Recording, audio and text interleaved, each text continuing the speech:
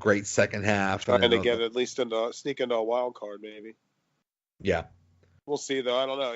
The Rams' defense, though, they give up so many points now compared to last year. It's insane. Yeah, you think? I mean, they may not. I don't know how they are statistically with yards and everything, but man, they're giving up points in a lot of the games this year. You think? Yeah, you think they're. I mean, they're almost unbeatable, but they're not that perfect. They're just yeah. But then again, that's defense in the NFL right now. It's the best you could hope for is just to be barely good enough. Well, that's the one thing that I like, the way it's trending with some of those teams like Kansas City, the Rams. They're both top in each conference record-wise. Their defenses aren't good, and the Steelers are trending the other way where they're doing well against actually good defenses. I mean, good offenses. So I hope that continues, obviously. But it sure seems like every year, like somehow the teams with the better defenses actually make it far in the playoffs. So we'll see. And then I think that becomes a problem for those kind of defenses playoff time when you're playing the better teams. Well, I think when you're playing the better teams, and another thing is, you're playing in January, and it's less. Okay. I'd have to have there's sloppier games and things like that. They're not, maybe you'll be in California, but also maybe you'll be in Philadelphia. So it's not, you're not going to put up those big numbers if it's outdoors 10 degrees out or snowing. Right. Exactly. So, all right. So we both had the Eagles, I believe, and they're losing 6-0 to the Cowboys. So we'll see how that goes. But all right, sir. Probably talk to you Wednesday to preview what's going on next. The Jags. Those Jags. The Jags. They are a bunch of Jags this year. Yeah. Not in a good way for them. So yeah, it's crazy. Although their offense did a little better this week with Fournette back. I mean, yeah, they needed him, and then it opened up a little bit of the passing. But I'm still not overly concerned with them this year. Yeah, couldn't have happened to a better bunch of people. Yeah, right. All right. All we needed to do was get rid of Mike Mitchell, and then we'd be fine. That's right. He won't be there yelling at them. Calling them out in the locker room or whatever. Like, so you idiot. My goodness. All right, sir. All right. I'll talk to you later. Yeah, later. Okay, coming up on baseball, it is the awards, and to talk about who they think will win the awards are my baseball guys from the Scorecrow, Johnnie Black and Bruce Cagle Jr. Guys, how you doing? Joe, doing great, man. Glad to be here again, man. Yeah, great, man. All right, so let's get to it. Okay, let's start with the AL MVP. Who do you think is going to win that? Well, I would say you have to go with Betts. It comes down to Betts, Ramirez, and of course Trout, because he's always in there. Betts had the highest WAR this year. If you go by WAR, it was on a 108 win team. Now I know the playoffs don't count, but they won the World Series. But I mean, he just absolutely dominated in every aspect of the game. Power, stolen bases, batting average, fielding. He's putting himself in the Trout conversation as far as the best player in baseball all around. And although Jose Ramirez was on a division winning team and he had a great year in his own right, he still hit 270. Cleveland ran away with the division. So that really wasn't that much competition in the division. And of course, then you have Trout, who's obviously the best player in the world. But again, the Angels fell short, as they usually do. I think it's runaway. I think it's Mookie Betts. I can't see it any other way. Bruce, what do you think? I agree fully with that. You touched on pretty much all the big points I would think of talking about, really. I mean, Trout, you can't really give an MVP to a team that continually misses the playoffs, I feel like. And Mookie Betts was on, he said, a 108-win team. They dominated their division. They dominated the year. He was pretty much the best player on it. He hit 346 for this season, 346. That is 30 points higher than Mike Trout's 312. So that's kind of like, that's nuts when you really take a look at it. I know Mike Trout's amazing, but I think you got to give it to Mookie Betts pretty easily here. The division was actually tougher. They won it easy. Jose Ramirez, he started off the year really slow. If you remember, he was like 0 for 39, his first 39 plate appearances. The last couple weeks of the season, he tailed off as well. Mookie Betts almost never tailed off. That team never tailed off. He was the engine behind it. It's not close for me at all. Trout will come in second. What is that, the third or fourth time in his career, which is amazing because he's 26, 27. He's amazing in his own right, but Mookie Betts just took it.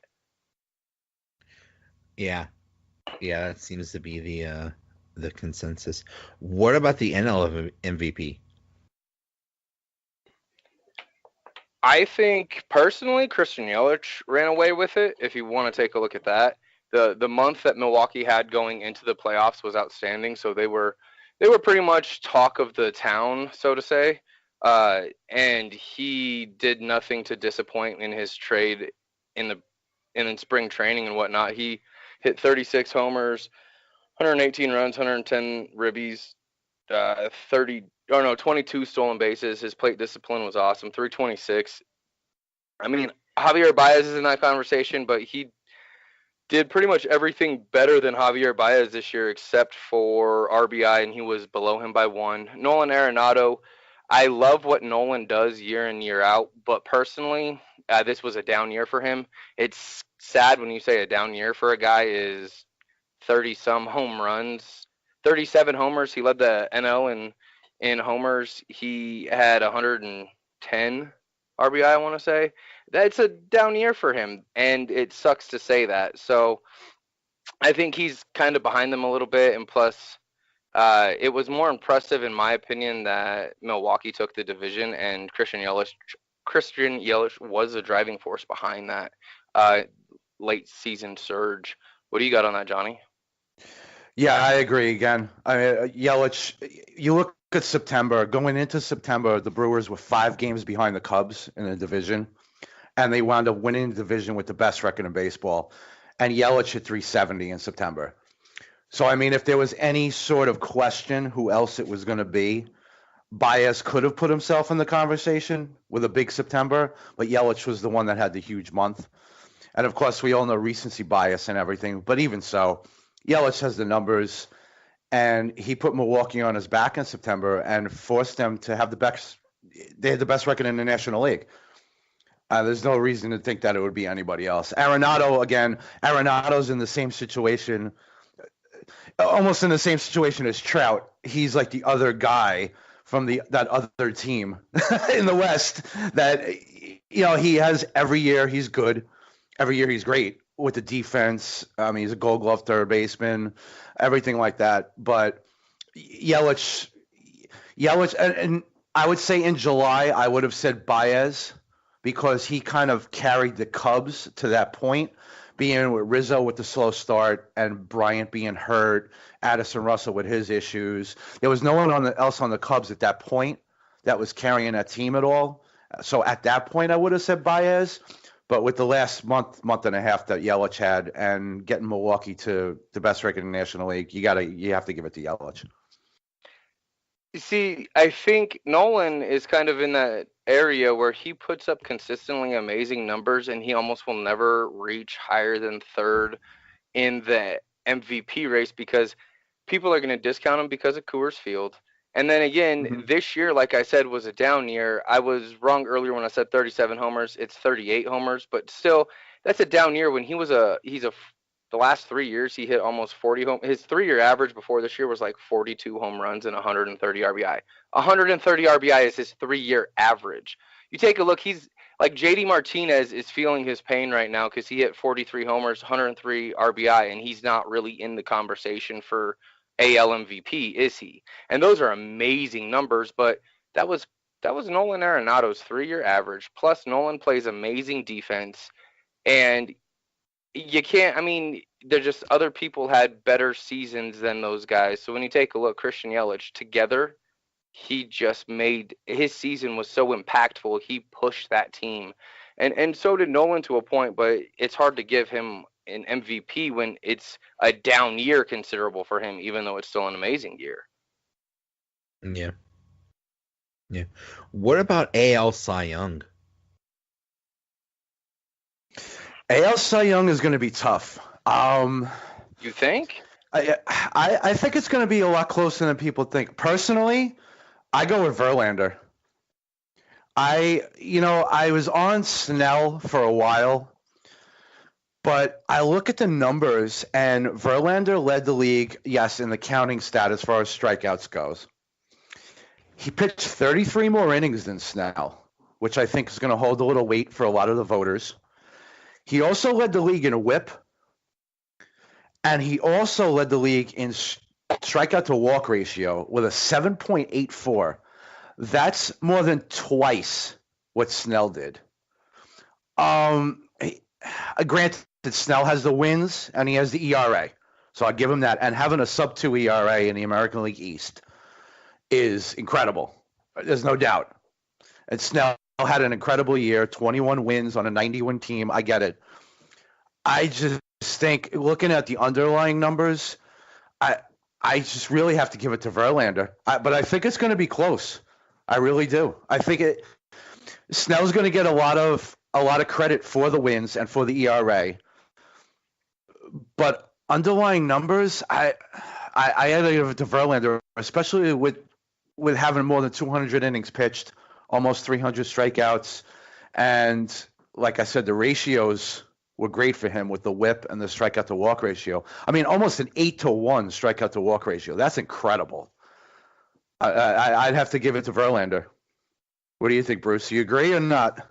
No, I agree, but personally, I don't think it should be close. I think it will be closer, but Verlander runs away with it. I think personally, Trevor Bauer should be up there, potentially right there with Blake Snell. That's kind of why I take away from Blake Snell a little bit in my own eyes, is because there's another guy that's right on his heels that you could put with him. There's not too many guys that you're going to put with Verlander right now when you take a look at it. Johnny touched on it a little bit earlier, but you take a look at Verlander, 34.8% strikeout rate. Blows my mind. But when you look at a 4.4% walk rate, that is ridiculous. I mean, Corey Kluber, we all know him for a control master. That is why he's even in this conversation, which he shouldn't be at all. He shouldn't be a finalist at all. You should replace him with Trevor Bauer, in my opinion. But when you take a look at Corey Kluber, he had a 4% walk rate, 26% K rate. So not on the same level as Blake Snell, Verlander. Hell, Trevor Bauer's at a 30.8% strikeout rate, 8% walk rate. That's just pretty much the same as what you're looking from Blake Snell. I don't know why Trevor Bauer isn't a little higher. He had a 2.21 ERA, which isn't too far behind the 1.89 ERA from Blake Snell. Corey Kluber sitting there at a 2.9 ERA. I know that we're going to we're going to talk about the whole win situation here in a minute when we go to NL Cy Young, but we're putting, not we, but the people that are voting are putting a little too much emphasis on wins, I believe, because there's a lot to go into a win, and some of these pitchers, they're so much more talented than what the win total will show. And I think Verlander runs away with it because he's a complete package this year, but I think it should go Verlander, Bauer, Snell, in my opinion. Yeah, it's going to be close. I think it'll go Snell, Sale, Verlander maybe, but how is the Tampa Bay park? Is that a small one, or is it kind of average? It's a pitcher's park. It's okay. Slightly. As far as the American League East goes, especially. But that's the thing. Snell, I give Snell a lot of credit for pitching in that ballpark against And going to the other ballparks in the American League, as far as going to Camden Yards, Yankee Stadium, Fenway Park, those are tough. And those are also tough lineups you're facing. You have 200 win teams in your division